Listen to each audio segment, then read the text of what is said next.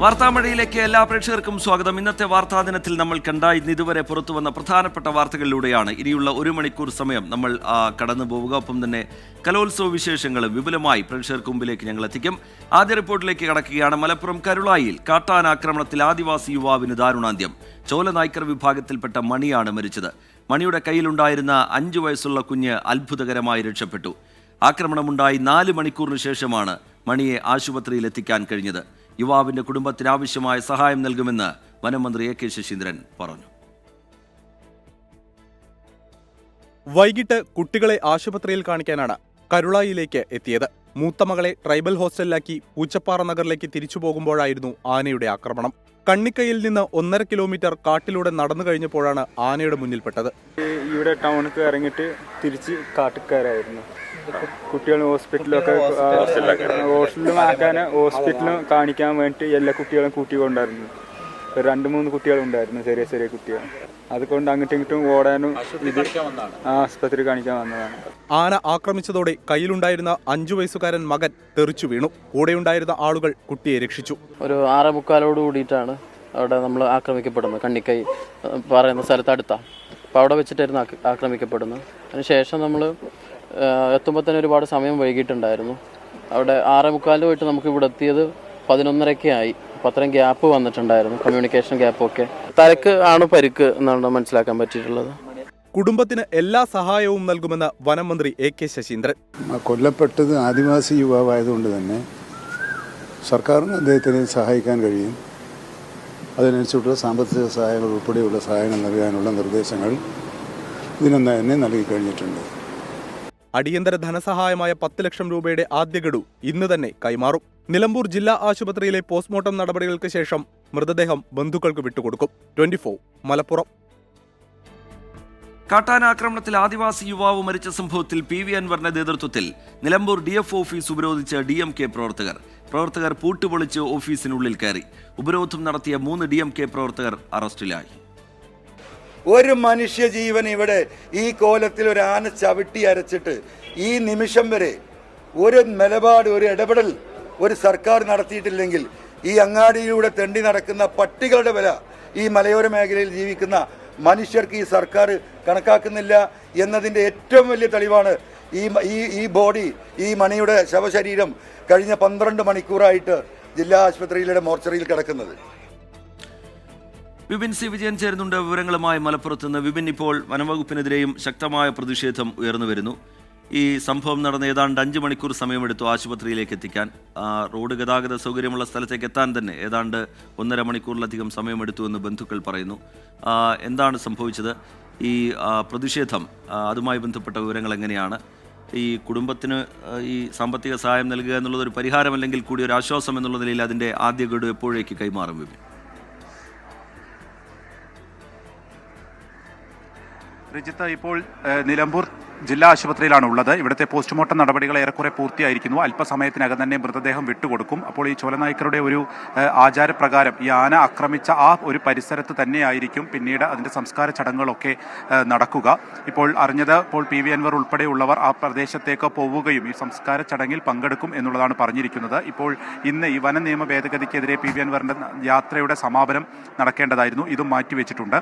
ഇത്തരത്തിലൊരു പ്രതിഷേധം ഇത് നടക്കുന്നതിനിടയിലാണ്, അതായത് വലിയ രീതിയിലുള്ള വനം വകുപ്പിന് അലംഭാവം ഈ കാര്യത്തിൽ സംഭവിച്ചു. ഇവ കൃത്യസമയത്ത് ഒരു ചികിത്സ നൽകിയില്ല, കൃത്യസമയത്ത് ആശുപത്രിയിൽ എത്തിക്കാൻ സാധിച്ചില്ല തുടങ്ങിയിട്ടുള്ള ഒരു പരാതി ഇതിനു മുൻപ് തന്നെ ഇപ്പോൾ പി.വി. അൻവർക്ക് ഉന്നയിച്ചിരുന്നു. ഇതുമായി ബന്ധപ്പെട്ടാണ് നോർത്ത് DF ഓഫീസിലേക്ക് പ്രതിഷേധവുമായി എത്തിയത്. ഈ പ്രതിഷേധത്തിന്റെ ഇടയിലാണ് പെട്ടെന്ന് തന്നെ DF ഓഫീസിലേക്ക് പ്രവർത്തകർ കൂട്ടത്തോടെ കയറുകയും അത് അടിച്ചു തകർക്കുകയും ചെയ്തത്. അവിടുത്തെ കസേരയും മേശയും ഉൾപ്പെടെയുള്ളവ തകർത്തിട്ടുണ്ട്. പ്രധാനപ്പെട്ട ഓഫീസിന്റെ വാതിൽ തകർത്തിട്ടുണ്ട്.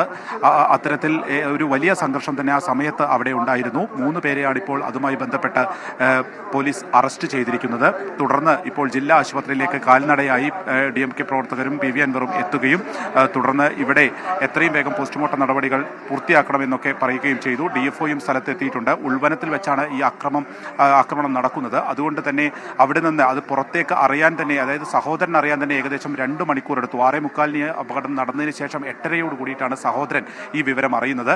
സഹോദരൻ 1.5 കിലോമീറ്റർ ചുമന്നാണ് മണിയെ പിന്നീട് ഈ വാഹന സൗകര്യമുള്ള സ്ഥലത്തേക്ക് എത്തിക്കുകയും ചെയ്തിരിക്കുന്നത്. അപ്പോൾ ആശുപത്രിയിൽ നിന്നുള്ള വിവരങ്ങൾ പങ്കുവെക്കുകയായിരുന്നു. അവിടെ പോസ്റ്റ്മോർട്ടം നടപടികൾ പൂർത്തിയായി കഴിഞ്ഞിട്ടുണ്ട്. അതിനുശേഷം മൃതദേഹം വിട്ടു നൽകും എന്നാണ് നമ്മൾ മനസ്സിലാക്കുന്നത്. മണി എന്ന ചെറുപ്പക്കാരനാണ് കാട്ടാനാക്രമണത്തിൽ ജീവൻ നഷ്ടമായിരിക്കുന്നത്. കോൺഗ്രസിലെ മുഖ്യമന്ത്രി ചർച്ചകൾക്ക് തടയിട്ട് കെ മുരളീധരൻ. ആരെങ്കിലും പുകഴ്ത്തിയാൽ മുഖ്യമന്ത്രിയാകില്ല എന്നും കോൺഗ്രസിൽ അതിനൊക്കെ ചിട്ടവട്ടങ്ങളുണ്ടെന്നും കെ മുരളീധരൻ പ്രതികരിച്ചു. മുഖ്യമന്ത്രി ആരാകുമെന്നതിനെപ്പറ്റി ഇപ്പോൾ ചർച്ച ചെയ്യേണ്ടതില്ല എന്ന് UDF കൺവീനർ MM ഹസൻ അഭിപ്രായപ്പെട്ടു. ഇതിനിടെ രമേശ് ചെന്നിത്തലയെ പുകഴ്ത്തി മുസ്ലിം ലീഗ് അധ്യക്ഷൻ പാണക്കാട് സാദിഖ് അലി ശിഹാബ് തങ്ങൾ ഫേസ്ബുക്ക് പോസ്റ്റ് ഇട്ടു. അടുത്ത നിയമസഭാ തെരഞ്ഞെടുപ്പിൽ UDF ഭരണത്തിലെത്തുമെന്ന ആത്മവിശ്വാസത്തിൽ മുഖ്യമന്ത്രിയാകാൻ കോൺഗ്രസിൽ നേതാക്കൾ മത്സരിക്കുന്നതിനിടയിലാണ് ചർച്ചകൾ അവസാനിപ്പിക്കണമെന്ന് സന്ദേശം നൽകി കെ മുരളീധരന്റെ പ്രതികരണം വരുന്നത്. ആരെങ്കിലും പുകഴ്ത്തിയാൽ മുഖ്യമന്ത്രിയാവില്ല, അതിന് കോൺഗ്രസിന് ചില ചിട്ടവട്ടങ്ങളൊക്കെ ഉണ്ട്. മുഖ്യമന്ത്രി ചർച്ചയ്ക്കൊന്നും ഇപ്പോൾ ഒരു പ്രസക്തിയില്ല. ഏതായാലും ഭൂരിപക്ഷം കിട്ടുന്നുള്ള കാര്യം ഉറപ്പാണല്ലോ, അതുകൊണ്ടാണല്ലോ എല്ലാവരും മുഖ്യമന്ത്രി ചർച്ചയിലേക്ക് നീങ്ങുന്നത്. മുഖ്യമന്ത്രി ആരാകുമെന്ന് സംബന്ധിച്ച് ഇപ്പോൾ നടക്കുന്ന ചർച്ചകൾ മാധ്യമ സൃഷ്ടിയാണെന്നാണ് മുന്നണി നേതൃത്വത്തിന്റെ വിശദീകരണം. ഞങ്ങൾക്ക് ഭൂരിപക്ഷം കിട്ടിയാൽ ആരും ഒരു മാധ്യമ പ്രവർത്തകരും നിങ്ങൾ ഒരു വിവാദം ഉണ്ടാക്കണ്ട, ഞങ്ങൾ വളരെ ജനസമ്മതനായ വളരെ പ്രഗത്ഭരായ ഒരു നേതാവിനെ ഞങ്ങളുടെ ഹൈക്കമാൻഡ് മുഖ്യമന്ത്രി സ്ഥാനത്തേക്ക് തീരുമാനിക്കും. മലപ്പുറത്തെ ജാമിയ നൂരിയയിലെ സമ്മേളനത്തിൽ പങ്കെടുത്തതിന് പിന്നാലെ രമേശ് ചെന്നിത്തലയെ പുകഴ്ത്തിക്കൊണ്ട് ലീഗ് അധ്യക്ഷൻ പാണക്കാട് സാദിഖ് അലി തങ്ങൾ ഫേസ്ബുക്കിൽ കുറിപ്പെഴുതി. ജാമിയ നൂരിയയിൽ രമേശ് നടത്തിയ പ്രസംഗത്തെ പുകഴ്ത്തിക്കൊണ്ടാണ് പോസ്റ്റ്. 24 തിരുവനന്തപുരം. LDF-ലേക്ക് കൂറുമാറിയ കേരള കോൺഗ്രസ് എമ്മിനെ തിരികെ എത്തിക്കാൻ അനൗപചാരിക ചർച്ച ആരംഭിച്ചു മുസ്ലിം ലീഗ്. വിശദമായ ചർച്ചയ്ക്ക് കേരള കോൺഗ്രസ് സന്നദ്ധമാകുന്ന ഘട്ടത്തിൽ കോൺഗ്രസ് നേതാക്കളും ചർച്ചയുടെ ഭാഗമാകും. മുന്നണി മാറ്റം സംബന്ധിച്ച് കേരള കോൺഗ്രസ് ഇതുവരെ മനസ്സ് തുറന്നിട്ടില്ല. നിയമസഭാ തെരഞ്ഞെടുപ്പിന് മുന്നോടിയായാണ് മുന്നണി വിട്ടുപോയ കേരള കോൺഗ്രസ് എമ്മിനെ തിരികെ എത്തിക്കാൻ മുസ്ലിം ലീഗ് മുൻകൈയെടുക്കുന്നത്. ലീഗ് നേതാവ് PK കുഞ്ഞാലിക്കുട്ടിയും Kerala Congress M chairman Jose K മാണിക്കുമിടയിലുള്ള നല്ല ബന്ധമാണ് ചർച്ചയ്ക്ക് പാലമാകുന്നത്. ഉചിതമായ രാഷ്ട്രീയ അവസരത്തിൽ ഇടതുമുന്നണി വിട്ട് കേരള കോൺഗ്രസ് വലതുമുന്നണിയിലേക്ക് വരണമെന്നാണ് ലീഗ് നേതൃത്വത്തിന്റെ അഭ്യർത്ഥന. തദ്ദേശ സ്വയംഭരണ തെരഞ്ഞെടുപ്പോടെ രാഷ്ട്രീയ അവസരത്തിന് കളമൊരുങ്ങുമെന്നാണ് ലീഗ് പ്രതീക്ഷിക്കുന്നത്. എന്നാൽ അടിക്കടി മുന്നണി മാറുന്നതിനുള്ള വിമുഖതയുള്ള ജോസ് കെ മാണി ഇതുവരെ മനസ്സ് തുറന്നിട്ടില്ല. നേതൃത്വം ഇടതുമുന്നണിയിൽ തൃപ്തരാണെങ്കിലും കേരള കോൺഗ്രസിലെ രണ്ടാം നിര നേതാക്കൾ മുതൽ താഴെത്തട്ട് വരെയുള്ളവർ അസ്വസ്ഥരാണ്. CPIM മേധാവിത്വത്തിൽ പാർട്ടിയുടെ അസ്തിത്വം നഷ്ടപ്പെട്ടെന്നാണ് അവരുടെ പരാതി. ഈ യാഥാർത്ഥ്യം നേതൃത്വവും തിരിച്ചറിയുന്നുണ്ട്. അതുകൊണ്ട് തന്നെ ചർച്ചകളുടെ വാതിൽ അടയ്ക്കുന്നില്ല. ഇപ്പോൾ ലീഗ് നേതൃത്വമാണ് ആശയവിനിമയം നടത്തുന്നതെങ്കിലും കേരള കോൺഗ്രസ് തുറന്ന ചർച്ചയ്ക്ക് തയ്യാറായാൽ കോൺഗ്രസ് നേതാക്കളും പങ്കെടുക്കും. കേരള കോൺഗ്രസ് സന്നദ്ധത അറിയിക്കാതെ ചർച്ചയ്ക്ക് ക്ഷണിച്ചാൽ അത് രാഷ്ട്രീയ തിരിച്ചടിയാകുമെന്നാണ് കോൺഗ്രസ് നേതൃത്വത്തിന്റെ വിലയിരുത്തൽ. 24 തിരുവനന്തപുരം. കൊച്ചി കാക്കനാട് ആക്രിക്കടയിലെ തീപിടുത്തം നിയന്ത്രണ വിധേയം. പ്രദേശത്ത് ഇപ്പോഴും കനത്ത പുക ഉയരുന്നുണ്ട്. മണിക്കൂറുകൾ നീണ്ട ശ്രമത്തിനൊടുവിലാണ് തീ നിയന്ത്രണ വിധേയമാക്കിയത്. ആക്രിക്കട പ്രവർത്തിച്ചത് ലൈസൻസ് ഇല്ലാതെയാണ്. 7 വർഷമായി ഗോഡൌൺ പ്രവർത്തിക്കുന്നുണ്ടെങ്കിലും ലൈസൻസ് എടുത്തിട്ടില്ല എന്ന് ഉടമ കബീർ 24-നോട് പറഞ്ഞു. ഒന്നും ചെയ്തല്ല, ഒരു കുറച്ച് ഡമ്മി ഉണ്ടല്ലോ, മാനിക്കനുണ്ട്, അതെടുത്ത് സെറ്റ് ചെയ്ത് വേറെ ആൾക്ക് കൊടുക്കാനുണ്ട്. അപ്പം അതിന് വന്നതാണ്. ഇന്ന് പണിയില്ല. ഇന്ന് ഒരു 10-25 രൂപ ഉദ്ദേശം. ലൈസൻസ് ഇല്ല, ഇതിന് ലൈസൻസ് ഇല്ല, അതിനൊക്കെ ലൈസൻസ് ഉണ്ട്. ഇല്ല, ഇപ്പം ലൈസൻസ് കൂടാതെ പ്രവർത്തിക്കാൻ പറ്റുമെന്നുള്ള കാര്യം. വരുമ്പോൾ എന്താണെന്ന് ചെയ്യാൻ പോരാ. പുലിമാലൊക്കെ PUC സർട്ടിഫിക്കറ്റൊക്കെ വേണമെന്ന് പറഞ്ഞാണ്ട് അങ്ങനെ പെൻഡിങ്ങിൽ നിൽക്കുകയാണ്. എടുക്കണമെന്ന് പറഞ്ഞു. 7 വർഷം. ലൈസൻസ് ഇല്ലാതെ സ്ഥാപനം പ്രവർത്തിച്ചത് ഉദ്യോഗസ്ഥർ അറിഞ്ഞില്ല എന്നത് ഗുരുതര വീഴ്ചയാണെന്ന് നഗരസഭാ ചെയർപേഴ്സൺ രാധാമണി പിള്ള പറയുന്നു. S ശ്യാംകുമാർ ചേരുന്നുണ്ട് വിവരങ്ങളുമായി കൊച്ചിയിൽ നിന്ന്. ശ്യാം, വലിയ തീപിടുത്തമാണ് ഉണ്ടായത്. ആ പ്രദേശത്ത് ഇപ്പോഴും അതിൻ്റെ കനത്ത പുക തന്നെ നിലനിൽക്കുന്നുണ്ട്. എന്താണ് സംഭവിച്ചത്? ഈ തീപിടുത്തത്തിൻ്റെ കാരണം എന്താണ് എന്നത് സംബന്ധിച്ചുള്ള വ്യക്തത ഇപ്പോൾ വരുന്നുണ്ടോ? ഒപ്പം തന്നെ ഒരു സ്ഥാപനം 7 വർഷമായി അവിടെ ലൈസൻസ് ഇല്ലാതെ പ്രവർത്തിക്കുന്നു എന്നുള്ളത് ഞെട്ടിക്കുന്ന കാര്യവുമാണ്. എന്താണ് ലഭ്യമാകുന്ന വിവരങ്ങൾ ശ്യാംകുമാർ?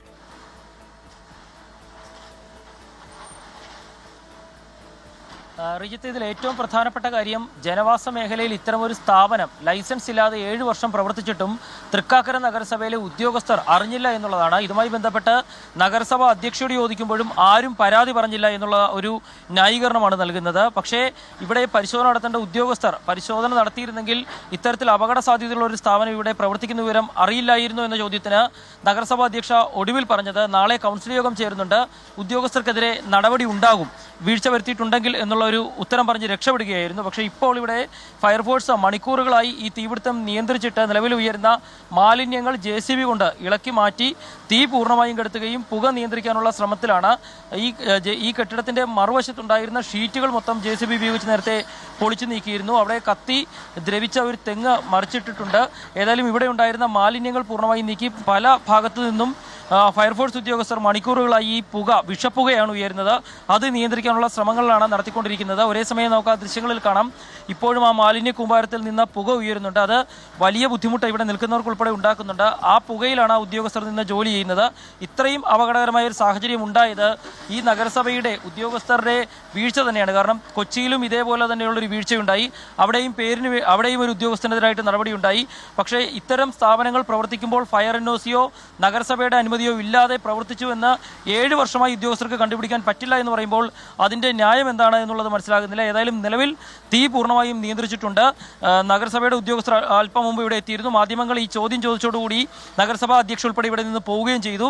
നിലവിൽ ഇപ്പോൾ ഫയർഫോഴ്സ് ഉദ്യോഗസ്ഥരാണ് ഇപ്പോൾ ഈ തീ നിയന്ത്രിച്ച നിയന്ത്രണ വിധേയമാക്കാൻ ഫയർഫോഴ്സ് ഉദ്യോഗസ്ഥർക്ക് കഴിഞ്ഞിട്ടുണ്ട്. അപ്പോഴും വലിയ നടുക്കമുണ്ടാക്കുന്ന കാര്യം, നഗരഹൃദയത്തിൽ തന്നെ ഇങ്ങനെയൊരു സ്ഥാപനം, ഇങ്ങനെയൊരു ഗോഡൌൺ കഴിഞ്ഞ 7 വർഷമായി ലൈസൻസ് ഇല്ലാതെ പ്രവർത്തിക്കുന്നു. അത് കണ്ടെത്താൻ ഉദ്യോഗസ്ഥർക്ക് കഴിഞ്ഞില്ല എന്നുള്ളതാണ്. അതോ ഉദ്യോഗസ്ഥരുടെ ഒത്താശയോട് കൂടിയാണോ അത് പ്രവർത്തിച്ചതെന്നുള്ള കാര്യത്തിലൊക്കെ ഒരു വ്യക്തത വരേണ്ടതുണ്ട്. ശ്യാംകുമാർ വിവരങ്ങൾ നൽകുകയായിരുന്നു കൊച്ചിയിൽ നിന്ന്. ഇനി നമ്മൾ കലോത്സവ വിശേഷങ്ങളിലേക്ക് കടക്കുകയാണ്. സ്കൂൾ കലോത്സവ വാർത്തകൾ. 63ാമത് Kerala school Ananthakalapuri powered by GTech. ജോലിയാണ് ലക്ഷ്യമെങ്കിൽ പഠനം GTechൽ തന്നെ. കോ സ്പോൺസേർഡ് ബൈ പുതിയ തുടക്കം ആരോഗ്യത്തോടൊപ്പം ഔഷധി. മിൽമ, രുചിയേറും നിമിഷങ്ങൾ. വർഷങ്ങൾ മറിഞ്ഞോട്ടെ, സമ്മാനങ്ങൾ തുടർന്നുകൊണ്ടേയിരിക്കും. കേരള സംസ്ഥാന ഭാഗ്യക്കുറി. Muthoot mercantile limited. NCD ജനുവരി 10 മുതൽ.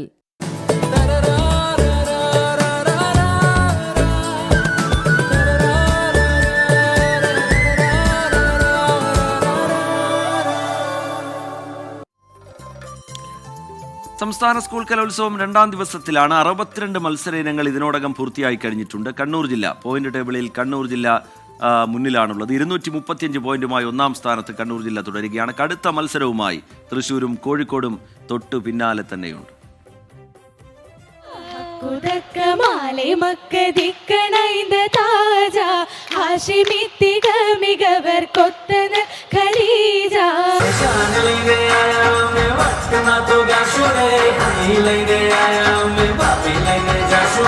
കൺകളിൽ വീടരും കല്യാണ സൗഗന്ധികം. 24 വേദികളിലായി 47 മത്സരങ്ങളാണ് ഇന്നുള്ളത്. ജനപ്രിയ മത്സര ഇനങ്ങളായ ഒപ്പനയും നാടകവും അടക്കം ഇന്ന് വേദിയിലുണ്ട്. അതേസമയം ഞായറാഴ്ചയായിട്ടും പ്രധാന വേദിയിൽ കാണികളെത്താത്തത് മത്സരാർത്ഥികളെ നിരാശരാക്കി. എന്നാൽ ടാഗോർ തിയേറ്ററിൽ നിറഞ്ഞ സദസ്സിന് മുന്നിലാണ് നാടക മത്സരങ്ങൾ നടന്നത്.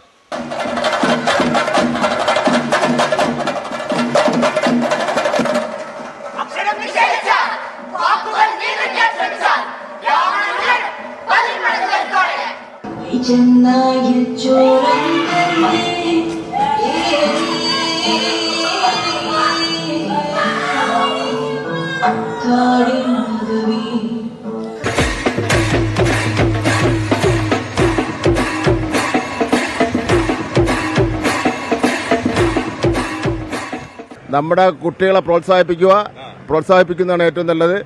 സമ്മാനം കിട്ടുക എന്നുള്ളത് രണ്ടാമത്തെ കാര്യമാണ്. മത്സരത്തിൽ പങ്കെടുത്ത് അവരുടെ കലാപ്രകടനം അവതരിപ്പിക്കുക എന്നുള്ളതാണ് ഏറ്റവും പ്രധാനപ്പെട്ട കാര്യം. രക്ഷകർത്താക്കൾ തമ്മിലുള്ള മത്സരം ആവല്, ടീച്ചർമാർ തമ്മിലുള്ള മത്സരം ആകല്. കുട്ടികൾ അവരുടെ കഴിവ് മാറ്റിവരയ്ക്കട്ടെ. അതിൽ ചിലപ്പോൾ ജയം ഉണ്ടാവും, പരാജയം ഉണ്ടാവും. 3 ദിവസം ബാക്കി നിൽക്കെ 187 മത്സരങ്ങളാണ് ഇനി നടക്കാനുള്ളത്. ഓരോ നിമിഷവും മത്സരഫലങ്ങൾ മാറി വരുന്നതിനാൽ 2ാം ദിനമായ ഞായറാഴ്ച ഏതു ജില്ലയാകും മുന്നിലെത്തുകയെന്നത് പ്രവചനാതീതം.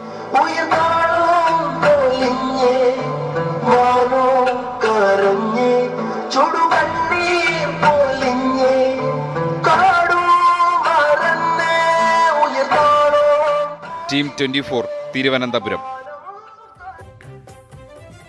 കലോത്സവ വേദിയിൽ നിന്ന് ഏറ്റവും പുതിയ വിവരങ്ങളുമായി നമുക്കൊപ്പം ഷാഹിദ് റഹ്മാൻ ചേരുന്നുണ്ട്. ഷാഹിദ്, ഈ കലോത്സവത്തിലെ ജനപ്രിയ ഇനങ്ങളാണ് ഇന്ന് അരങ്ങിലുള്ളത്. സ്വാഭാവികമായും ഞായറാഴ്ച, മുമ്പൊക്കെ നമ്മൾ കാണാറുള്ളത് പോലെ ഞായറാഴ്ച ദിവസം ഈ കലോത്സവ പ്രേമികളുടെ, കലാപ്രേമികളുടെ തിരക്കൊക്കെ എല്ലാ വേദികളിലും കാണാറുണ്ട്. ഇന്ന് ഉച്ചവരെയുള്ള കാഴ്ചകൾ എങ്ങനെയാണ് ഷാഹിദ്? രജിത, രാവിലെ അതല്ലെങ്കിൽ ഇന്നലെ ഒക്കെ വലിയ രീതിയിൽ ആളുകളുടെ ഒരു കുറവ് ഉണ്ടായിരുന്നു, പ്രത്യേകിച്ച് രാവിലെ. എന്നാൽ ഉച്ചയൊക്കെ ആകുമ്പോഴേക്കും വലിയ രീതിയിൽ ആളുകൾ വരുന്ന ഒരു സാഹചര്യമുണ്ട്. അതുപോലെ തന്നെയാണ് ഇന്നും, പ്രത്യേകിച്ച് ഇന്ന് വേദി 1 ഒപ്പനയോട് കൂടിയിട്ടാണ് ഇന്നത്തെ മത്സരങ്ങൾ ആരംഭിച്ചിട്ടുണ്ടായിരുന്നത്. ഇനി ഉച്ചയ്ക്ക് ശേഷം ഏകദേശം 3 മണിയോടുകൂടി ഈ വേദിയിൽ മോഹിനിയാട്ട മത്സരം ആരംഭിക്കും എന്നുള്ളതാണ് നമുക്ക് ഔദ്യോഗികമായിട്ട് ലഭ്യമായിട്ടുള്ള വിവരം. അങ്ങനെയെങ്കിൽ വൈകിട്ടും കുറെ കൂടി ആളുകൾ എത്തിച്ചേരും എന്നുള്ളതാണ് ഏറ്റവും എന്താ പറയുക കണ്ണിന് കുളിർമ കാഴ്ചയായിട്ട് നമുക്ക് ഇവിടുന്ന് പറയാൻ സാധിക്കുക. അതോടൊപ്പം തന്നെ അതായത് നമുക്കറിയാം, ഇപ്പം ഈ മോഹിനിയാട്ടമാണെങ്കിലും ഒപ്പനയാണെങ്കിലും നാടകമാണെങ്കിലും ഒക്കെ തന്നെ കൂടുതൽ ആളുകൾ എത്തിച്ചേരുന്ന ഇനങ്ങളാണ്. അതുകൊണ്ട് ഇത്തരം വേദികളിലൊക്കെ തന്നെ നല്ല രീതിയിൽ ആളുകളുണ്ട് എന്നുള്ളത് തന്നെയാണ് നമുക്ക് ഈ ഒരു ഘട്ടത്തിൽ പറയാൻ സാധിക്കുന്നത്. കാരണം ഇത് തിരുവനന്തപുരമാണ്. അപ്പോൾ ഇവിടെ ഇന്ന് അവധി കൂടി ആയതുകൊണ്ട് കൂടുതൽ ആളുകൾ എത്തിച്ചേരും എന്നുള്ളതാണ് ഇവിടെയുള്ള ആളുകൾ തന്നെ പറയുന്നത് എന്നുള്ളതാണ്. എന്തായാലും മത്സരം നല്ല രീതിയിൽ പുരോഗമിക്കുകയാണ്. ഏറ്റവും ഒടുവിലത്തെ സ്കോർ നിലയൊക്കെ ഇപ്പോൾ വന്നിട്ടുണ്ട്. രാവിലെ മുതൽ തന്നെ ഇഞ്ചോടിഞ്ച് പോരാട്ടമാണ് എന്നുള്ളത് നമ്മൾ ഇതിനോടൊക്കെ തന്നെ പറഞ്ഞു കഴിഞ്ഞ ഒരു കാര്യമാണ്.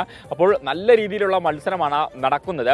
നിലവിലിപ്പോൾ കണ്ണൂർ ജില്ലയാണ് മുന്നിട്ട് നിൽക്കുന്നത്. പക്ഷേ 1ഉം 2ഉം പോയിന്റുകൾക്കാണ് ഇപ്പോഴും കടുത്ത മത്സരം നടക്കുന്നത്. അപ്പോൾ അത് ഒരുപക്ഷെ ഇന്നത്തെ ഒരു ദിവസം കഴിഞ്ഞാലായിരിക്കും ഇതുമായി ബന്ധപ്പെട്ടുള്ള ഒരു ചിത്രം നമുക്ക് മനസ്സിലാവുക. കാരണം നാളെ മുതലായിരിക്കും ഈ മത്സരം ഒന്ന് കടുക്കുക എന്ന് വേണം നമുക്ക് ഈ ഒരു ഘട്ടത്തിൽ പറയാൻ. നിലവിൽ ഇപ്പോൾ ആദ്യം അല്ലെങ്കിൽ ഇന്നലെ 2 ഇനങ്ങളൊക്കെ കഴിഞ്ഞാൽ 3-4 ഇനങ്ങളൊക്കെ കഴിഞ്ഞിട്ടുള്ള റിസൾട്ടുകളാണ്.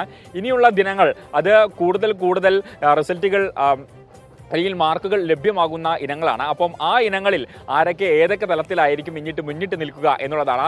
എന്തായാലും നിലവിലെ സാഹചര്യത്തിൽ ഇപ്പോൾ കണ്ണൂർ മുന്നിട്ട് നിൽക്കുന്നുണ്ട്. ഇനിയുള്ള മണിക്കൂറുകൾ അത് വളരെ പ്രധാനപ്പെട്ടതാണ്. പ്രത്യേകിച്ച് ഈ ഒപ്പനയുടെ ഒക്കെ റിസൾട്ട് വരാനുണ്ട്. അപ്പോൾ മലബാർ മേഖലയ്ക്ക് വലിയ രീതിയിൽ സ്വാധീനമുള്ള ഇനങ്ങളാണ് ഈ ഒപ്പനയൊക്കെ. അപ്പോൾ ആ ഇനത്തിൽ എന്തായിരിക്കും റിസൾട്ട് എന്നുള്ളതാണ് നമ്മൾ ഏവരും ആകാംക്ഷയോടെ നോക്കി നിൽക്കുന്നത്. എന്തായാലും ഞാൻ നിൽക്കുന്ന ഈ വേദി കൂടി വരുമ്പോൾ മത്സരത്തിന്റെ പോരാട്ടവുമായി ബന്ധപ്പെട്ടുള്ള ഒരു ചിത്രം നമുക്ക് കിട്ടും. ഇപ്പോൾ ഇഞ്ചോടിഞ്ച് പോരാട്ടം എന്നുള്ള നിലയിലാണ് മത്സരങ്ങൾ പുരോഗമിക്കുന്നത്. ഏതാണ്ട് 70-നടുത്ത് മത്സര ഇനങ്ങൾ പൂർത്തിയായി കഴിഞ്ഞിട്ടുണ്ട്. കണ്ണൂർ ജില്ലയാണ് 1ാം സ്ഥാനത്തുള്ളത്. 1 പോയിന്റ് മാത്രം കുറവിൽ കോഴിക്കോട് ജില്ല തൊട്ടു പിന്നിൽ തന്നെയുണ്ട്. കലോത്സവ വേദിയിൽ നിന്ന് വിശദാംശങ്ങൾ പങ്കുവയ്ക്കുകയായിരുന്നു ഷാഹദ് റഹ്മാൻ. അടുത്ത റിപ്പോർട്ടിലേക്കാണ്. ദ്വയാർത്ഥ പ്രയോഗങ്ങളിലൂടെ തന്റെ സ്ത്രീത്വത്തെ നിരന്തരം ഒരാൾ അപമാനിക്കുന്നു എന്ന ആരോപണവുമായി സിനിമാ താരം ഹണി റോസ്. ഉദ്ഘാടന ചടങ്ങിന് പോകാത്തതിന് പ്രതികാരമായി സമൂഹ മാധ്യമങ്ങളിലൂടെ തന്റെ പേര് വലിച്ചിഴച്ച് അവഹേളിക്കുന്നുവെന്നാണ് പരാതി. പണത്തിന്റെ ധാർഷ്ട്യത്താൽ ഏത് സ്ത്രീയെയും ഒരാൾക്ക് അപമാനിക്കാൻ കഴിയുമോ എന്നും ഹണി റോസ് സമൂഹ മാധ്യമങ്ങളിൽ കുറിക്കുന്നുണ്ട്. എസ് ശ്രീകാന്ത് ചേരുന്നുണ്ട് വിവരങ്ങളുമായി കൊച്ചിയിൽ നിന്ന്. ശ്രീകാന്ത്, എന്താണ് ഈ പോസ്റ്റിന്റെ ഉള്ളടക്കം? ഇങ്ങനെയൊരു ഫേസ്ബുക്ക് പോസ്റ്റ് ഇപ്പോൾ നടി ഇടാനുണ്ടായ സാഹചര്യം എന്താണ്? ഇതിനൊപ്പം തന്നെ നിയമ നടപടിയും ആലോചിക്കുന്നുണ്ടോ ശ്രീകാന്ത്? ഹണി റോസിന്റെ ഈ ഫേസ്ബുക്ക് പോസ്റ്റ് കുറച്ചു സമയം മുമ്പാണ് വന്നത്. അതിൽ അവർ ചൂണ്ടിക്കാണിക്കുന്നത് ഒരു വ്യക്തി ദ്വയാർത്ഥ പ്രയോഗങ്ങളിലൂടെ മനഃപൂർവ്വം തുടർച്ചയായി പിന്നാലെ നടന്ന് തന്നെ അപമാനിക്കാൻ ശ്രമിക്കുന്നു എന്നുള്ളതാണ് അവർ ചൂണ്ടിക്കാണിക്കുന്നത്. ഈ വ്യക്തി പല ചടങ്ങുകളിലും തന്നെ പിന്തുടർന്ന് വരികയും അവിടെ കയറുകയും തന്നെ ആ വേദിയിൽ വെച്ചൊക്കെ അപകീർത്തിപ്പെടുത്താൻ, അപമാനിക്കാൻ, ദ്വയാർത്ഥ പ്രയോഗങ്ങളോട് അപമാനിക്കാൻ ശ്രമിക്കുന്നു എന്നും അവർ പറയുന്നു. ഇതിനു മുൻപ് ഇദ്ദേഹത്തിന്റെ ഒരു ഉദ്ഘാടന ചടങ്ങിന് പോയിരുന്നു. അവിടെ വെച്ചും അപമാനം നേരിട്ടു. പിന്നീട് ഇദ്ദേഹം വിളിക്കുമ്പോൾ മറ്റൊരു പരിപാടിക്കും പോകാതെയായി. അതിന്റെ വൈരാഗ്യം എന്നോണമാണ് ഇത്തരം പ്രവർത്തനങ്ങൾ നടത്തുന്നത് എന്ന് സംശയിക്കുന്നതായും അവർ ചൂണ്ടിക്കാണിക്കുന്നുണ്ട്. മാത്രമല്ല, ഈ പണം കൈവശമുണ്ട് എന്നുള്ളതിന്റെ അഹങ്കാരത്താൽ ഇത്തരം പ്രവൃത്തികൾ ചെയ്യുന്നത് ശരിയായ നടപടിയല്ല എന്നവർ പറയുന്നു. നിയമപരമായി തന്നെ ഇതിനെ നേരിടും എന്ന സൂചന കൂടി അവർ നൽകുന്നുണ്ട്. പക്ഷേ ഈ വ്യക്തി ആരാണ് എന്നവർ പറയുന്നില്ല. പക്ഷേ പണത്തിന്റെ അഹങ്കാരം കൊണ്ട് ദ്വയാർത്ഥ പ്രയോഗം നടത്തുന്ന വ്യക്തി എന്നവർ സൂചന നൽകുകയും ചെയ്യുന്നുണ്ട്. ചെറിയ ശ്രീകാന്ത് വിവരങ്ങൾ നൽകുകയായിരുന്നു കൊച്ചിയിൽ നിന്ന്. ശ്രീകാന്ത് ഈ വാർത്തയുടെ വിശദാംശങ്ങളുമായി നമുക്കൊപ്പം തുടരുന്നുണ്ട്. ശ്രീകാന്ത്, എന്താണ് ഈ ഫേസ്ബുക്ക് പോസ്റ്റിന്റെ ഉള്ളടക്കം? എന്താണ് ശ്രീകാന്ത്? ഈ ഫേസ്ബുക്ക് പോസ്റ്റിലേക്ക് വരികയാണെങ്കിൽ, ഒരു വ്യക്തി ദ്വയാർത്ഥ പ്രയോഗങ്ങളിലൂടെ മനഃപൂർവ്വം തുടർച്ചയായി പിന്നാലെ നടന്ന് അപമാനിക്കാൻ ശ്രമിക്കുമ്പോഴും പ്രതികരിക്കാത്തത് അത്തരം സ്റ്റേറ്റ്മെന്റ്സ് ആസ്വദിക്കുന്നത് കൊണ്ടാണോ അതോ പറയുന്നതെല്ലാം അംഗീകരിക്കുന്നത് കൊണ്ടാണോ എന്ന് അടുപ്പമുള്ളവർ ചോദിക്കുന്നു എന്ന് അവർ എഴുതിയിട്ടുണ്ട്. പ്രസ്തുത വ്യക്തി പിന്നീട് പല ചടങ്ങുകൾക്ക് എന്നെ ക്ഷണിച്ചപ്പോൾ ഞാൻ പോകാൻ വിസമ്മതം പ്രകടിപ്പിച്ചതിന് പ്രതികാരമെന്നോണം ഞാൻ പോകുന്ന ചടങ്ങുകളിൽ മനഃപൂർവ്വം വരാൻ ശ്രമിക്കുകയും കഴിയുന്നിടത്തെല്ലാം സ്ത്രീത്വത്തെ അപമാനിക്കുന്ന രീതിയിൽ തൻ്റെ പേര് മാധ്യമങ്ങളിലൂടെ പറയുകയും ചെയ്യുന്നു എന്നാണ് അവർ പറയുന്നത്. പണത്തിന്റെ ധാർഷ്ട്യത്താൽ ഏത് സ്ത്രീയെയും ഒരാൾക്ക് അപമാനിക്കാൻ കഴിയുമോ എന്ന് അവർ ചോദിക്കുന്നു. അതിനെ എതിർക്കാൻ ഇന്ത്യയിലെ നിയമ സംവിധാനം ഒരു സംരക്ഷണവും നൽകുന്നില്ലേ എന്ന് ചോദിച്ചാൽ, ഇയാളുടെ പ്രവൃത്തികളിൽ ഇന്ത്യൻ ശിക്ഷാ നിയമത്തിൽ സ്ത്രീകൾക്കെതിരെ ലൈംഗികോദ്യോഗമായ ഉദ്ദേശത്തോടെ സംസാരിക്കുകയും ഇതേ ഉദ്ദേശത്തോടെ പിന്തുടരുകയും ചെയ്യുന്നു എന്ന കുറ്റകൃത്യം പ്രഥമ ദൃഷ്ട്യാ നിലനിൽക്കുന്നതാണ് എന്നവർ പറയുന്നു. ഇതൊക്കെ താൻ വ്യക്തിപരമായി എടുത്താൽ ഇത് തള്ളിക്കളയുക.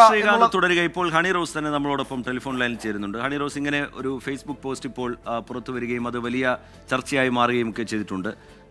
നിങ്ങൾക്കുണ്ടായ ഒരു ദുരനുഭവം അതാണ് ഇപ്പോൾ ഈ ഫേസ്ബുക്ക് പോസ്റ്റിലൂടെ പങ്കുവെക്കുന്നത്. സ്ത്രീത്വത്തെ നിരന്തരം ഒരാൾ അപമാനിക്കുന്നു, ഒരു വ്യക്തി ദ്വയാർത്ഥ പ്രയോഗങ്ങളിലൂടെ നിരന്തരം അപമാനിക്കുന്നു, ചടങ്ങുകൾക്ക് പോകാൻ വിസമ്മതിച്ചതിന് പ്രതികാരം തീർക്കുന്നു, അങ്ങനെയൊക്കെയാണ് അതിൻ്റെ ഉള്ളടക്കം. ഇങ്ങനെ ഒരു ഫേസ്ബുക്ക് പോസ്റ്റ് ഇട്ട് അത് പൊതുസമൂഹത്തോട് പറയാനുണ്ടായ സാഹചര്യം എന്താണ് ഹണി റോസ്? അല്ല, ഞാൻ എക്സ്പീരിയൻസ് ചെയ്ത് എനിക്കൊരു ബുദ്ധിമുട്ട് ഉണ്ടായ കാര്യം ഞാൻ പറയുകയായിരുന്നു. അത് ആ പോസ്റ്റിലെല്ലാം ഞാൻ വ്യക്തമായിട്ട് ഇട്ടിട്ടുണ്ട്. വേറെ അതിൽ കൂടുതൽ പ്രതികരണത്തിലേക്ക് പോകുന്നില്ല. ഇനി ഈ ഒരു ബുദ്ധിമുട്ട് എനിക്ക് ആ വ്യക്തിയിൽ നിന്നും ഉണ്ടാകുകയാണെങ്കിൽ ഡെഫിനറ്റ്ലി അതൊരു കേസ് ഫയൽ ചെയ്ത് മുമ്പോട്ട് പോകും. അത്രയേ ഉള്ളൂ. അപ്പോൾ നിലവിൽ നിയമ നടപടികൾ എന്നതിനൊക്കെ മുന്നോടിയായി ഇങ്ങനെ ഒരു മുന്നറിയിപ്പ് എന്നുള്ള നിലയിൽ, ഈ വ്യക്തിക്ക് ഒരു മുന്നറിയിപ്പ് എന്നുള്ള നിലയിൽ ഇങ്ങനെ ഒരു ഫേസ്ബുക്ക് പോസ്റ്റ് ഇടുന്നു. എക്സ്പ്രസ് ചെയ്യണം എന്ന് തോന്നി അത് തന്നെയാണ് ചെയ്തിരിക്കുന്നത് ആ പോസ്റ്റിൽ. പക്ഷേ സാധാരണ നിലയിൽ ഇങ്ങനെ തുടർച്ചയായി ഇത്തരത്തിലുള്ള സംഭവങ്ങൾ ഉണ്ടാകുന്നു, ഒരാൾ അപമാനിക്കാൻ ശ്രമിക്കുന്നു, സ്വാഭാവികമായും അത് നിയമ നടപടികളിലേക്ക് കടക്കേണ്ടതല്ലേ ഹണി റോസ്? അതിന്റെ നമുക്ക് നോക്കാം. ഫ്യൂച്ചറിൽ അതിൽ ഡിസ്കഷൻസ് ഉണ്ടാവും. ഡെഫിനറ്റ്ലി അതിന് വീണ്ടും തുടരുന്നെങ്കിൽ തീർച്ചയായിട്ടും ആ രീതിയിലേക്ക് തന്നെ ആയിരിക്കും പോവുക.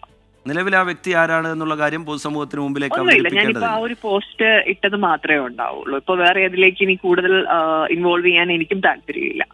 ഇങ്ങനെ ഈ വ്യക്തിയുമായി ഇതുമായി ബന്ധപ്പെട്ട് നേരത്തെ ആശയവിനിമയം നടത്തിയിരുന്നു, ഇത് അവസാനിപ്പിക്കണമെന്നുള്ള തരത്തിൽ? തീർച്ചയായിട്ടും നമുക്ക് ഉണ്ടായ ബുദ്ധിമുട്ട് എക്സ്പ്രസ് ചെയ്തിട്ടുണ്ട്. അവരുടെ മാനേജേഴ്സ് വഴിയൊക്കെ നമ്മൾ എക്സ്പ്രസ് ചെയ്തിട്ടുണ്ടായിരുന്നു പല രീതിയിലും. അത് വീണ്ടും മുമ്പോട്ട് പോയത് കൊണ്ടാണ് ഇങ്ങനെ ഒരു നടപടി സ്വീകരിക്കേണ്ടി വന്നത്. ഇങ്ങനെ ഈ രീതിയിലുള്ള പ്രതികരണങ്ങൾ നിർത്തണം എന്നുള്ള കാര്യം ആവശ്യപ്പെടുകയും പക്ഷേ പിന്നീട് അത് നിർത്തുന്ന തരത്തിലുള്ള ഇടപെടലൊന്നും അവരുടെ ഭാഗത്തുനിന്നും ഉണ്ടാവാത്ത സാഹചര്യത്തിൽ ഇങ്ങനെ ഒരു തീർച്ചയായിട്ടും അത് വീണ്ടും അത് ഡ്രാഗ് ചെയ്ത് പോകുന്നു നമ്മൾ കണ്ടതുകൊണ്ടാണ്, നമുക്ക് പേഴ്സണലി അത് നമ്മളെയും നമ്മുടെ ഫാമിലിയൊക്കെ അഫക്ട് ചെയ്യുന്നു എന്ന് കണ്ടതിലാണ് നമ്മൾ ഇങ്ങനെ ഒരു പോസ്റ്റ് ഇടാനുള്ള ഒരു റീസൺ. നിയമ നടപടി ഉടൻ ആലോചിക്കുന്നുണ്ടോ, അതോ ഇനിയും ആ വ്യക്തിയുടെ സമീപനം എന്താണ് എന്നുള്ള കാര്യം അതൊക്കെ ആലോചനയിലുണ്ട്. ഫ്യൂച്ചറിൽ മാത്രമേ അതൊക്കെ ഡിസിഷൻ എടുക്കുള്ളൂ. ശരി, വളരെ നന്ദി ഈ ഘട്ടത്തിൽ പ്രതികരിച്ചതിന്. ഹണി റോസ്, സിനിമാ താരം, നമ്മളോട് സംസാരിക്കുകയായിരുന്നു. ദ്വയാർത്ഥ പ്രയോഗങ്ങളിലൂടെ തൻ്റെ സ്ത്രീത്വത്തെ നിരന്തരം ഒരാൾ അപമാനിക്കുന്നു എന്ന ആരോപണമാണ് സിനിമാ താരം ഹണി റോസ് ഉയർത്തുന്നത്. തുടർച്ചയായി ഇത്തരത്തിലുള്ള സമീപനം ഉണ്ടാകുന്നു. അത് ആ വ്യക്തിയോട് തന്നെ ഇത് അവസാനിപ്പിക്കണം എന്നുള്ള കാര്യം പല ആളുകൾ വഴി ആവശ്യപ്പെട്ടിരുന്നു. പക്ഷേ യാതൊരു തരത്തിലും ഇതേ സമീപനവുമായി അയാൾ മുന്നോട്ട് പോവുകയായിരുന്നു. ഈ ഘട്ടത്തിലാണ് ഒരു ഫേസ്ബുക്ക് പോസ്റ്റിലൂടെ ഇത് പൊതുസമൂഹത്തോട് പറയാൻ തീരുമാനിച്ചത് എന്നാണ് ഹണി റോസ് വിശദീകരിക്കുന്നത്. ശ്രീകാന്ത് തുടരുന്നുണ്ട്. ശ്രീകാന്ത്, ഇപ്പോൾ ഹണി റോസ് വ്യക്തമാക്കുകയായിരുന്നു ഇത് നേരത്തെ തന്നെ ഈ വ്യക്തിയോട് ഇതുമായി ബന്ധപ്പെട്ട് സംസാരിച്ചതാണ്, ഇത്തരത്തിലുള്ള അവഹേളനം ഒഴിവാക്കണം എന്നുള്ള കാര്യം ആവശ്യപ്പെട്ടതാണ്. പക്ഷേ ആ തരത്തിലുള്ള ഒരു പ്രതികരണം അദ്ദേഹത്തിൻ്റെ ഭാഗത്തുനിന്നുണ്ടായില്ല. നിയമ നടപടി എന്നുള്ളത് ആലോചനയിലുണ്ട് എന്നാണ് ഹണി റോസ് വിശദീകരിക്കുന്നത്. ഇതൊരു വലിയ വിഷയമാണ് റീജിത്ത്. കാരണം ഇത് കേസുമായി അവർ പോവുകയാണെങ്കിൽ ഈ പറഞ്ഞ വ്യക്തി അവരാരെയാണോ ഉദ്ദേശിച്ചത് ആ പറഞ്ഞ വ്യക്തി അദ്ദേഹം കുറച്ച് ബുദ്ധിമുട്ടും എന്നുള്ള കാര്യത്തിൽ സംശയം വേണ്ട. ഇത് ആരാണ് എന്ന് ഹണി റോസ് ഇപ്പോൾ വ്യക്തമാക്കിയിട്ടില്ല. അതിനാൽ തന്നെ നമുക്കത് ആരാണ് എന്ന പേര് പറയുന്നതിന് ബുദ്ധിമുട്ടുണ്ട്. അവർ ചില സൂചനകളൊക്കെ നൽകുന്നു എന്നുള്ളതേ ഉള്ളൂ. അവർ ഏതെങ്കിലും ഘട്ടത്തിൽ ഈ വ്യക്തിയുടെ പേര് പറയുകയാണെങ്കിൽ അല്ലെങ്കിൽ നിയമ നടപടിയുമായി മുന്നോട്ട് പോവുകയാണെങ്കിൽ മാത്രമേ പേരെന്താണ് എന്ന് നമുക്കും നൽകാൻ സാധിക്കൂ. പക്ഷേ അതാരായിരുന്നാലും അവർ കേസുമായി മുന്നോട്ട് പോവുകയാണെങ്കിൽ അത് ആ വ്യക്തിക്ക് ബുദ്ധിമുട്ടുണ്ടാക്കുന്നതാണ്. നിയമത്തിൻ്റെ പരിധിയിൽ അദ്ദേഹത്തിന് കഠിനമായ ശിക്ഷ കിട്ടുന്ന തരത്തിൽ തന്നെയാണ് ഈ പ്രവർത്തനങ്ങൾ എന്നുള്ളതിൽ സംശയം വേണ്ട. ഒരുപക്ഷെ അവർക്ക് അതിൻ്റെ തെളിവുകളൊക്കെ തന്നെ അവരുടെ കൈവശം കാണും. അതേ തുടർന്നായിരിക്കാം അവർ ശക്തമായി ഈ വിഷയത്തിൽ സമൂഹ മാധ്യമങ്ങളിലൂടെ പ്രതികരിച്ചിരിക്കുന്നത്. ശരി, ശ്രീകാന്ത് വിവരങ്ങൾ നൽകുകയായിരുന്നു. ഹണി റോസ് ഈ വിഷയവുമായി ബന്ധപ്പെട്ട് നമ്മളോട് സംസാരിക്കുകയുമായിരുന്നു. പണത്തിൻ്റെ ധാർഷ്ട്യത്താൽ ഏത് സ്ത്രീയെയും ഒരാൾക്ക് അപമാനിക്കാൻ കഴിയുമോ എന്ന് ഹണി റോസ് സമൂഹ മാധ്യമത്തിൽ ചോദിക്കുന്നുണ്ട്. നിരന്തരമായി ഇത്തരം അപമാനം നേരിടേണ്ടി വരുന്നു. ഇങ്ങനെ ദ്വയാർത്ഥ പ്രയോഗങ്ങളിലൂടെ തന്നെ അപമാനിക്കുന്ന നിലയിലേക്ക് ആ വ്യക്തി ആരാണെന്നുള്ള കാര്യം ഹണി റോസ് വിശദീകരിക്കുന്നില്ല. ഒരു മുന്നറിയിപ്പ് എന്നുള്ള നിലയിലാണ് ഈ ഫേസ്ബുക്ക് പോസ്റ്റ്. ഇനിയും ഇത്തരത്തിലുള്ള സമീപനം തുടർന്നാൽ നിയമ നടപടിയിലേക്ക് കടക്കും എന്ന് ഹണി റോസ് വിശദീകരിക്കുന്നുണ്ട്. ശ്രീകാന്ത് അതിൻ്റെ വിശദാംശങ്ങൾ പങ്കുവയ്ക്കുകയായിരുന്നു. ഇടവേള കഴിഞ്ഞ് തിരികെ എത്തുമ്പോൾ 24ന്റെ പ്രത്യേക ക്യാമ്പയിനിലേക്കാണ് സൈബർ ബലിയാടുകൾ.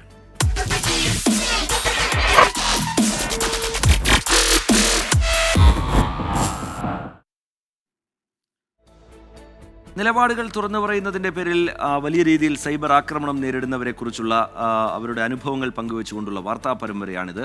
മുഖവും നട്ടെല്ലുമില്ലാത്ത ഭീരുക്കളാണ് സൈബർ ആക്രമണങ്ങൾക്ക് പിന്നിലെന്ന് ഹൈക്കോടതി മുൻ ജഡ്ജി ജസ്റ്റിസ് കെമാൽ പാഷ പറയുന്നു. ഭരിക്കുന്ന പാർട്ടിക്കെതിരെ വസ്തുതകൾ പറയുമ്പോഴാണ് സൈബർ അണികളുടെ വിമർശനമുണ്ടാകുന്നതെന്നും കെമാൽ പാഷ 24നോട് പറഞ്ഞു. ധൈര്യമില്ലാത്ത, മുഖമില്ലാത്ത, നട്ടലില്ലാത്ത ആളുകളാണ് സൈബർ അധിക്ഷേപം നടത്തുന്നതെന്ന് വിരമിച്ച ഹൈക്കോടതി ജഡ്ജി ജസ്റ്റിസ് കമാൽ പാഷ പറഞ്ഞു. ധൈര്യമില്ലാത്തവന്മാരാണ് ഈ ചെയ്യുന്നത്. കാരണം ഇവന് നട്ടലുള്ളവനാണെങ്കിൽ നേരിട്ട് വന്ന് ചോദിക്കാം. അപ്പോൾ അതിന് പ്രശ്നം അങ്ങനെ വരത്തില്ല. അങ്ങനെ ഇല്ലാതെ ഒന്നുകിൽ ഫോൺ വഴി അല്ലെങ്കിൽ ഇതേപോലെ എഴുതി അങ്ങ് വിടും. ഹൈക്കോടതി ജഡ്ജിയായി ജോലി ചെയ്യുമ്പോഴും വിരമിച്ച ശേഷവും കടുത്ത സൈബർ അധിക്ഷേപത്തിന് താൻ ഇരയാകുന്നുണ്ട്. താൻ ഇതൊന്നും വകവെക്കുന്നില്ല. എതിർക്കുന്നവരെ അസഭ്യം പറയാൻ വേണ്ടി ചില രാഷ്ട്രീയ പാർട്ടികൾ പണം നൽകി നൂറുകണക്കിന് ആളുകളെ നിയമിച്ചിട്ടുണ്ട് എന്നും കമാൽ പാഷ പറയുന്നു. പ്രത്യേകിച്ച് ഒരു മേജർ പൊളിറ്റിക്കൽ പാർട്ടി, ഞാൻ ആരെ പേരൊന്നും എടുത്ത് പറയുന്നില്ല, അവരാണെന്നുണ്ടെങ്കിൽ ഏതാണ്ട് 100 പേരെ കണ്ട് ഇതിനെ അപ്പോയിൻ്റ് ചെയ്ത് റെഡിയാക്കി വെച്ചിട്ടുണ്ട്. കൈ പണമുണ്ടല്ലോ, അപ്പോൾ ചെയ്യാം. ഇതിനു വേണ്ടി മാത്രം, ഈ തെറി വിളിക്കാനായിട്ട് മാത്രം ഉള്ള, ഈ സൈബർ ബുള്ളിങ് നടത്താൻ വേണ്ടി മാത്രമുള്ള ആളുകളെ ഒരു ഗ്രൂപ്പിനെ തന്നെ മെയിൻറ്റെയിൻ ചെയ്യുന്നുണ്ട് അവർ. വിമർശനമില്ലെങ്കിൽ ജനാധിപത്യം മരിക്കുമെന്ന് മനസ്സിലാക്കാത്തവർ രാഷ്ട്രീയക്കാരാണോ എന്നും തുതിപാഠകരെ മാത്രം മതി ഇപ്പോഴത്തെ ഒരു വിഭാഗം രാഷ്ട്രീയക്കാർക്കെന്നും കമാൽ പാഷ പറഞ്ഞു. സ്തുതിപാഠകരെ മാത്രം അവർക്ക് മതി. അവരെ സ്തുതിഗീതം പാടുന്നവരെയൊക്കെ അവർ സംരക്ഷിക്കും. ഇല്ലെങ്കിൽ കുഴപ്പമാണ്. ആരോഗ്യപരമായി വിമർശനം നടത്തിയപ്പോൾ തന്റെ സെക്യൂരിറ്റിയെ സർക്കാർ പിൻവലിച്ചു. കമാൽ പാഷ ഈ ക്രിട്ടിസൈസ് ചെയ്തുകൊണ്ട് അന്ന് എൻ്റെ സെക്യൂരിറ്റിയൊക്കെ വിഡ്രോ ചെയ്ത്, Y+ കാറ്റഗറിയിലുള്ളവനായിരുന്നു ഞാൻ. എൻ്റെ സെക്യൂരിറ്റി വിഡ്രോ ചെയ്ത്. പക്ഷേ എനിക്ക് പ്രശ്നമൊന്നുമില്ല. കാരണം ഇത്ര നാൾ ജീവിച്ചിരിക്കാമെന്നൊന്നും ഞാൻ എങ്ങനെ എഴുതി കൊടുത്തിട്ടില്ല. അതുകൊണ്ടാണ് ഇങ്ങനെയൊക്കെ എപ്പോഴും പറയുന്നത് ധൈര്യമായിട്ട്. സാധാരണക്കാർ മുഖമില്ലാത്തവനെതിരെ പരാതിയുമായി എങ്ങനെ മുന്നോട്ടു പോകും? നിലവിലെ സാഹചര്യങ്ങൾ പരിധി വിട്ടു പോവുകയാണ് എന്നും നടപടികൾ ഉണ്ടായില്ല എങ്കിൽ ആളുകൾ സോഷ്യൽ മീഡിയയെ വെറുത്തു തുടങ്ങുമെന്നും കമാൽ പാഷ പറയുന്നു. ചെല്ലും ചെലവും കൊടുത്ത് പാലൂട്ടി വളർത്തിയ സൈബർ ക്രിമിനലുകളെ നിയന്ത്രിക്കാൻ രാഷ്ട്രീയ നേതൃത്വങ്ങൾക്ക് പോലും കഴിയാത്ത സ്ഥിതിയാണുള്ളത്. ഇത്തരം ക്രിമിനൽ കൂട്ടങ്ങളെ ആര് നിയന്ത്രിക്കുമെന്ന ചോദ്യമാണ് ഉയരുന്നത്. S Shyamkumar, 24 Kochi. Wayanad DCC treasurer NM വിജയന്റെ ആത്മഹത്യയുമായി ബന്ധപ്പെട്ട് സാമ്പത്തിക ബാധ്യതയെക്കുറിച്ച് അറിവില്ലായിരുന്നുവെന്ന DCCയുടെ വാദം തള്ളുന്ന കരാർ രേഖ പുറത്ത്. DCC വൈസ് പ്രസിഡന്റ് OV അപ്പച്ചൻ സാക്ഷിയായി ഒപ്പുവെച്ച ഭൂമി ഇടപാട് രേഖയാണ് പുറത്തുവന്നത്. തൃക്കൈപ്പറ്റ സ്വദേശി ചാക്കോയും വിജയനും തമ്മിലുള്ള ഭൂമി വിൽപ്പന കരാറാണ് പുറത്തായത്. അതേസമയം NM വിജയന്റെ സാമ്പത്തിക ബാധ്യതയുടെ കാരണം സംബന്ധിച്ച് ഇതുവരെ പോലീസിന് സൂചനയൊന്നും കിട്ടിയിട്ടില്ല. NM വിജയന്റെ സാമ്പത്തിക ബാധ്യതയെക്കുറിച്ച് അറിയില്ല എന്നായിരുന്നു DCC നേതാക്കളുടെ പ്രതികരണം. എന്നാൽ ഈ വാദത്തെ തള്ളുകയാണ് ഭൂമി ഇടപാട് രേഖ. ബാങ്ക് നിയമനവുമായി ബന്ധപ്പെട്ട് വാങ്ങിയ വൻ തുക മടക്കി നൽകാൻ കഴിയാത്ത പ്രതിസന്ധി NM വിജയന് ഉണ്ടായിരുന്നു. 2022 ബാധ്യത തീർക്കാനായി പലിശക്കെടുത്ത പണത്തിന് ഈടായി ബത്തേരി ചീനപ്പുലിനടുത്തുള്ള 8 സെന്റ് സ്ഥലം വിൽപ്പന നടത്തുന്നതിനുള്ള കരാറാണ് തയ്യാറാക്കിയത്. ഇതിൽ സാക്ഷിയായി ഒപ്പുവെച്ചിട്ടുള്ളത് DCC വൈസ് പ്രസിഡന്റ് OV അപ്പച്ചനാണ്. എന്നാൽ ഈ സ്ഥലം ബത്തേരി അർബൻ ബാങ്കിൽ പണയം വെച്ചിരുന്നു. കൃത്യസമയത്ത് ഇടപാട് നടക്കാത്തതോടെ വിഷയം കോടതിയിലേക്ക് നീങ്ങി. തന്റെ ബന്ധുവായതിനാലാണ് ചാക്കോയുമായുള്ള കരാറിൽ ഒപ്പുവെച്ചത് എന്നാണ് OV അപ്പച്ചന്റെ പ്രതികരണം. NM വിജയനെ ഇടനിലക്കാരനാക്കി നിർത്തി ബത്തേരി കേന്ദ്രീകരിച്ച് നിയമനക്കോഴത്തുക തട്ടിയെടുത്തവർ ഇപ്പോഴും പുകമറയത്ത് എന്നാണ് കോൺഗ്രസിലെ ഒരു വിഭാഗം ആരോപിക്കുന്നത്. IC ബാലകൃഷ്ണൻ MLAക്ക് നിയമനക്കോഴ വിവാദത്തിൽ പങ്കുണ്ടെന്ന് CPIM ആരോപിക്കുമ്പോഴും പോലീസിന് ഇതുമായി ബന്ധപ്പെട്ട തെളിവുകളൊന്നും ഇതുവരെ ലഭിച്ചിട്ടില്ല. കുമ്പളേരി സ്വദേശി പീറ്റർ ജോർജും NM വിജയനും തമ്മിലുള്ള സാമ്പത്തിക കരാറിലാണ് IC ബാലകൃഷ്ണന്റെ പേരുള്ളത്. എന്നാൽ ഇത്തരമൊരു കരാർ ഉള്ളതായി പോലീസിന് പീറ്റർ ജോർജ് മൊഴി നൽകിയിട്ടില്ല. NM വിജയന് അക്കൗണ്ടുള്ള 10 ബാങ്കുകളിലെ വിവരം പോലീസ് ശേഖരിച്ചു. 1,13 ലക്ഷത്തിന്റെ ബാധ്യത ഉണ്ടെന്നാണ് ബോധ്യപ്പെട്ടത്. വിഷയത്തിൽ സഹകരണ വിജിലൻസും അന്വേഷണം തുടങ്ങിയിട്ടുണ്ട്. 24 വയനാട്. ഇപ്പോൾ പുറത്തുവരുന്നൊരു വാർത്തയിലേക്കാണ്. ഗുജറാത്തിലെ പോർബന്തറിൽ ഹെലികോപ്റ്റർ തകർന്ന് 3 പേർ മരിച്ചു. കോസ്റ്റ് ഗാർഡ് ഹെലികോപ്റ്ററാണ് അപകടത്തിൽപ്പെട്ടിരിക്കുന്നത്. പതിവ് പരിശീലന പറക്കലിനിടെയാണ് ഈ അപകടം ഉണ്ടായിരിക്കുന്നത്. പൈലറ്റ് അടക്കം 4 പേരാണ് ഹെലികോപ്റ്ററിൽ ഉണ്ടായിരുന്നത് എന്ന വിവരമാണ് ഇപ്പോൾ പുറത്തുവരുന്നത്. അതിൽ 3 പേരുടെ മരണം ഇപ്പോൾ സ്ഥിരീകരിച്ചിരിക്കുന്നു. ശ്രീനാഥ് ചന്ദ്രൻ വിവരങ്ങളുമായി മുംബൈയിൽ നിന്ന് ചേരുന്നുണ്ട്. ശ്രീനാഥ്, എന്താണ് സംഭവിച്ചത്? ശ്രീനാഥ്, ഇന്ന് അല്പസമയം മുമ്പാണ് ഈ അപകടം ഉണ്ടാവുന്നത്. പോർബന്തറിലെ വിമാനത്താവളം, അവിടേക്ക് സിവിലിയൻ ഫ്ലൈറ്റ്സ് ഇല്ല. ഈ കോസ്റ്റ് ഗാർഡിന്റെയും മറ്റും പ്രവർത്തനങ്ങളാണ് അവിടെ നിന്നുള്ളത്. ഈ കോസ്റ്റ് ഗാർഡ് എൻക്ലേവിന് അകത്ത്, ഈ വിമാനത്താവളത്തിനകത്തുള്ള കോസ്റ്റ് ഗാർഡ് എൻക്ലേവിലാണ് ഈ തരത്തിൽ ഹെലികോപ്റ്റർ തകർന്നു വീഴുന്നത്. പതിവ് പരിശീലനമായിരുന്നു എന്നതാണ് മനസ്സിലാക്കുന്നത്. പൈലറ്റ് അടക്കം 4 പേർ ഉണ്ടായിരുന്നു എന്നതാണ്. അതിൽ 3 പേരുടെ മരണം സ്ഥിരീകരിച്ചിട്ടുണ്ട്. പോർബന്തറിൽ തന്നെയുള്ള സിവിൽ ആശുപത്രിയിലേക്ക് പരിക്കേറ്റ ഒരാളെ മാറ്റുകയും ചെയ്തിട്ടുണ്ട് എന്നതാണ് നമ്മൾ മനസ്സിലാക്കുന്നത്. അപകട കാരണം എന്താണ് എന്ന കാര്യത്തിൽ ഒരു വ്യക്തതയില്ല. പക്ഷേ ഇക്കഴിഞ്ഞ സെപ്റ്റംബറിൽ സമാനമായ തരത്തിൽ ധ്രുവ് എന്ന ഒരു ഹെലികോപ്റ്റർ, കോസ്റ്റ് ഗാർഡിന്റെ തന്നെ ഹെലികോപ്റ്റർ ഒരു ചരക്ക് കപ്പലിൽ നിന്ന് ആളുകളെ രക്ഷിക്കുന്നതിന്റെ ഭാഗമായുള്ള ഒരു ഓപ്പറേഷനിടെ അറബിക്കടലിൽ തകർന്നു വീണിരുന്നു. അതിന് പിന്നാലെ കോസ്റ്റ് ഗാർഡിന്റെ ഹെലികോപ്റ്ററുകളിലൊക്കെ തന്നെ വലിയ പരിശോധനകളൊക്കെ ആ സമയം നടത്തിയതാണ്. എന്തൊക്കെ പ്രശ്നങ്ങളുണ്ട് എന്ന കാര്യത്തിലൊക്കെ കൃത്യമായി പരിശോധനകൾ നടത്തിയിരുന്നു.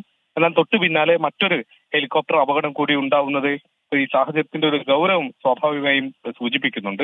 പലപ്പോഴും സമുദ്രത്തിലെ പല രക്ഷാദൌത്യങ്ങളിലും പ്രധാന ഇടപെടൽ നടത്തുന്നതാണ് കോസ്റ്റ് ഗാർഡിന്റെ ഹെലികോപ്റ്ററുകൾ. അതുകൊണ്ട് അതിന്റെ സുരക്ഷയുടെ കാര്യത്തിലൊക്കെ തന്നെ ഒരു വിട്ടുവീഴ്ച ഉണ്ടാകാൻ പാടില്ലാത്തതുമാണ്. ഏതായാലും ഈ ഹെലികോപ്റ്റർ എങ്ങനെ തകർന്നു എന്ന കാര്യത്തിൽ ഇപ്പോഴൊരു വ്യക്തതയില്ല. പരിശീലന പറക്കലായിരുന്നു, സാധാരണഗതിയിലുള്ള പതിവ് പറക്കൽ മാത്രമായിരുന്നു ഇന്ന് നടന്നത് എന്നതാണ് മനസ്സിലാക്കുന്നത്. അതിനിടെയാണ് ഹെലികോപ്റ്റർ തകരുന്നത്. ശരി, പരിശീലന പറക്കലിനിടെയാണ് കോസ്റ്റ് ഗാർഡ് ഹെലികോപ്റ്റർ തകർന്നിരിക്കുന്നത്. 3 പേർക്ക് ജീവൻ നഷ്ടമായിട്ടുണ്ട്. 4 പേരാണ് ആ ഹെലികോപ്റ്ററിൽ ഉണ്ടായിരുന്നത് എന്ന വിവരമാണ് ഇപ്പോൾ ലഭ്യമാകുന്നത്. ഇങ്ങനെ എന്താണ് ഈ അപകടത്തിൻ്റെ കാരണം എന്നത് സംബന്ധിച്ചുള്ള പരിശോധനയിലേക്ക്, അന്വേഷണത്തിലേക്കൊക്കെ വരും മണിക്കൂറുകൾ കടക്കുകയും ചെയ്യും. ഇപ്പോൾ ശ്രീനാഥ് ചന്ദ്രൻ മുംബൈയിൽ നിന്ന് അതിൻ്റെ വിശദാംശങ്ങൾ പങ്കുവയ്ക്കുകയായിരുന്നു. ഇനി ശബരിമല വിശേഷങ്ങളിലേക്കാണ് ശരണം സന്നിധാനം. സൈക്കിൾ പ്യൂർ അഗർബത്തി ശരണം സന്നിധാനം സമർപ്പിക്കുന്നത് അഗർബത്തി എന്നാൽ സൈക്കിൾ.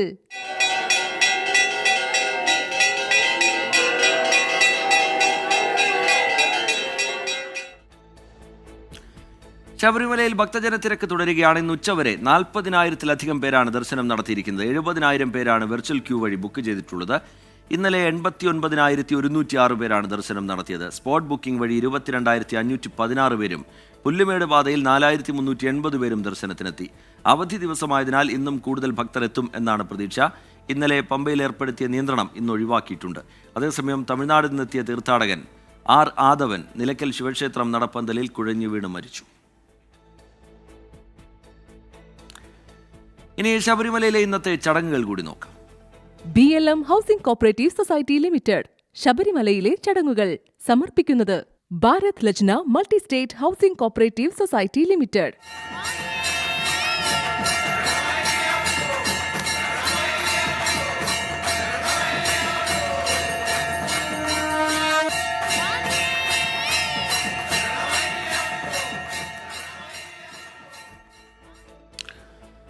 എറണാകുളത്ത് MBBS വിദ്യാർത്ഥിനി ഹോസ്റ്റൽ കെട്ടിടത്തിന് മുകളിൽ നിന്ന് വീണ് മരിച്ചു. ചാലക്ക ശ്രീനാരായണ മെഡിക്കൽ കോളേജ് വിദ്യാർത്ഥി ഇരിക്കൂർ സ്വദേശി ഫാത്തിമ ഷഹനയാണ് മരിച്ചത്. ലേഡീസ് ഹോസ്റ്റലിലെ 7ാം നിലയിൽ നിന്നും താഴെ വീഴുകയായിരുന്നു. S. ശ്യാംകുമാർ വിവരങ്ങളുമായി കൊച്ചിയിൽ നിന്ന് ചേരുന്നുണ്ട്. ശ്യാം, എന്താണ് ഇതുമായി ബന്ധപ്പെട്ട് ലഭ്യമാകുന്ന വിവരങ്ങൾ? ഹോസ്റ്റൽ അധികൃതരും ഒപ്പം ഈ കുട്ടിയുടെ സുഹൃത്തുക്കളുമൊക്കെ പ്രതികരിക്കുന്നത് എങ്ങനെയാണ് ശ്യാം? റിജിത്ത്, ഇന്നലെ രാത്രി 11:30 ഈ അപകടം ഉണ്ടാകുന്നത്. 7ാം നിലയിൽ നിന്നാണ് ഈ MBBS വിദ്യാർത്ഥിനിയായ 22 വയസ്സുകാരി താഴെ വീണ് ഗുരുതരമായി പരിക്കേൽക്കുന്നത്. പ്രാഥമികമായി ചാലക്കയിലെ ആശുപത്രിയിൽ ചികിത്സ നൽകിയ ശേഷം ആസ്റ്റർ മെഡിസിറ്റിയിൽ കുട്ടിയെ പ്രവേശിപ്പിക്കുകയായിരുന്നു. ചികിത്സയിൽ ഇരിക്കെയാണ് മരണം സംഭവിച്ചത്. കാൽ വഴുതി താഴെ വീണു എന്നുള്ളതാണ് പ്രാഥമികമായി ആശുപത്രി അധികൃതരും കുട്ടിയുടെ സുഹൃത്തുക്കളും മൊഴി നൽകിയിരിക്കുന്നത്. ഇതിനപ്പുറം എന്തെങ്കിലും ഉണ്ടോ എന്നുള്ളതിൽ പോലീസ് പരിശോധന നടത്തിക്കൊണ്ടിരിക്കുകയാണ്. കുട്ടികളുടെ കൂടെ ഉണ്ടായിരുന്ന ആളുകളെ ഉൾപ്പെടെ ചോദ്യം ചെയ്യും, മൊഴിയെടുക്കുമെന്നുള്ളതാണ് പറഞ്ഞിരിക്കുന്നത്. നിലവിൽ മറ്റ് വശങ്ങളൊന്നും പോലീസ് ഇതുവരെ അന്വേഷിച്ചിട്ടില്ല. മരണവുമായി ബന്ധപ്പെട്ട് ഫോറൻസിക് സംഘം ഉൾപ്പെടെ അവിടെ പരിശോധന നടത്തുകയും തെളിവ് ശേഖരിക്കുകയും ചെയ്തിരുന്നു. ഒരാൾ വീഴാൻ സാധ്യത കുറവുള്ള ഒരു സ്ഥലം എന്നുള്ളതാണ് പോലീസിന്റെ പ്രാഥമിക നിഗമനം. അതുകൊണ്ട് തന്നെ മരണവുമായി ബന്ധപ്പെട്ട് മറ്റേതെങ്കിലും തരത്തിലുള്ള ദുരൂഹതകൾ ഉണ്ടോ എന്ന് പോലീസ് പരിശോധിക്കുകയാണ്. ശരി, S. ശ്യാംകുമാർ വിവരങ്ങൾ നൽകുകയായിരുന്നു കൊച്ചിയിൽ നിന്ന്. ഈ വിദ്യാർത്ഥി മരിച്ചതുമായി ബന്ധപ്പെട്ട് വിശദമായ അന്വേഷണത്തിലേക്ക് പോലീസ് കടക്കും എന്നാണ് മനസ്സിലാക്കുന്നത്. ഏറ്റവും ഒടുവിലായി പുറത്തു വരുന്ന ഒരു വിവരം കൂടി പ്രേക്ഷകരെ അറിയിക്കാം. അത് കാട്ടാന ആക്രമണത്തിൽ ആദിവാസി യുവാവ് നിലമ്പൂരിൽ മരിച്ച സംഭവം. അതിൽ പ്രിയങ്ക ഗാന്ധി നിലമ്പൂർ സൗത്ത് DFOയെ ഫോണിൽ വിളിച്ച് കുടുംബത്തിന് വേണ്ട എല്ലാ സഹായങ്ങളും നൽകണം എന്നുള്ള കാര്യം ആവശ്യപ്പെട്ടിരിക്കുന്നു. വൈകാതെ കുടുംബത്തെ കാണാൻ എത്തും എന്ന കാര്യവും പ്രിയങ്ക ഗാന്ധി അറിയിക്കുന്നുണ്ട്. ചെറിയൊരു ഇടവേളയിലേക്ക് പോകാനുള്ള സമയമാണിനി. ഇടവേളയ്ക്ക് ശേഷം നമ്മൾ കലോത്സവ നഗരിയിലേക്ക് പോകും. കലോത്സവ വിശേഷങ്ങൾ കാണാം ഇടവേളയ്ക്ക് ശേഷം. വാർത്താമഴയിലേക്ക് വീണ്ടും ഇനി നമുക്ക് സ്വർണ്ണവില എന്താണ് എന്നുള്ള കാര്യം നോക്കാം. സ്വർണ്ണ നിരക്ക്. ഇന്നത്തെ സ്വർണ്ണ നിരക്ക് സമർപ്പിക്കുന്നത് സ്പർശ ഗോൾഡ് ആൻഡ് ഡയമണ്ട്സ്. ഫിജിറ്റലാകൂ ഇനി സ്പർശയോടൊപ്പം.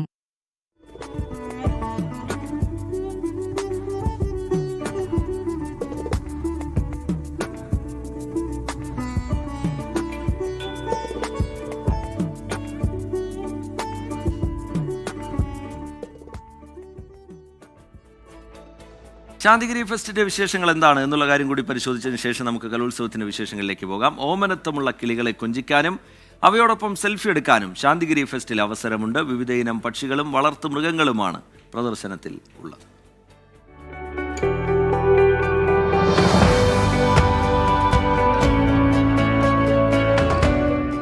മൃഗസ്നേഹികൾക്ക് വേണ്ടിയുള്ള പ്രത്യേക ഇടമാണിത്. വിവിധ ഇനം പക്ഷികൾ, പാമ്പുകൾ, അങ്ങനെ പല കാഴ്ചകൾ. മക്കാവു, കൊക്കാറ്റോ, ആഫ്രിക്കൻ ഗ്രേ പാരറ്റ് എന്നിവയാണ് പ്രധാന ആകർഷണം.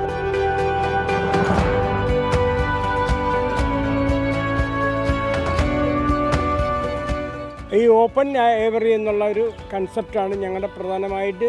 ഇത് പക്ഷികളെ സ്വതന്ത്രരാക്കി വിടുക എന്നുള്ള, കൂട്ടിലടച്ച് പ്രദർശിപ്പിക്കാനുള്ളതല്ല പക്ഷികൾ എന്നുള്ളതാണ് ഞങ്ങളുടെ ഒരു പുതിയൊരു കൺസെപ്റ്റ്. സന്ദർശകർക്ക് പക്ഷികൾക്കും പാമ്പുകൾക്കുമൊപ്പം സെൽഫി എടുക്കാനും അവസരമുണ്ട്. കണ്ടാൽ അല്പം ഭയം തോന്നുമെങ്കിലും കൗതുക കാഴ്ചയാണിവ.